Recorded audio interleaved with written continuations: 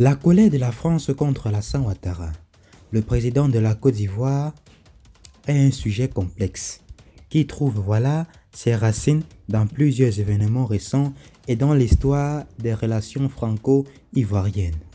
La France, qui a longtemps exercé une influence importante sur les actions colonies, a vu sa position dans la région se compliquer avec l'arrivée de Ouattara au pouvoir en 2011. Après la crise post-électorale, alors que la France avait soutenu Ouattara face à Laurent Gbagbo, la relation entre les deux pays s'est détériorée au fil des ans, notamment en raison de la volonté de Ouattara de réduire la dépendance de la Côte d'Ivoire vis-à-vis de la France.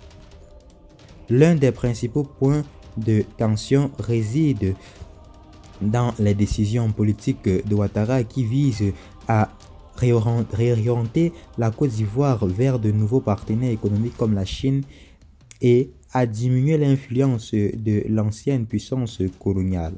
La France s'est ainsi retrouvée sur la défensive, accusée par certains Ivoiriens d'ingérence dans les affaires internes du pays.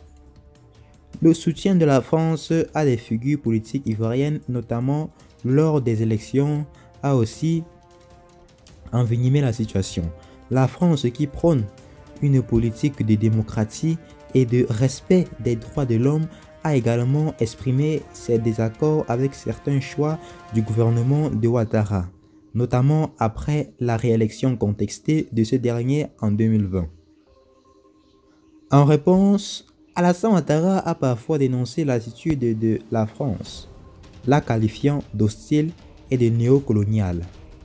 La colère de la France contre Ouattara est donc alimentée par un ensemble de facteurs géopolitiques, économiques et idéologiques, où les intérêts français en Afrique de l'Ouest sont en compétition avec la volonté d'indépendance de la Côte d'Ivoire sous le leadership du président actuel. Ceci étant, tel a été tout. Abonnez-vous massivement à la chaîne et à tout à l'heure pour une nouvelle partie d'informations. Bye bye.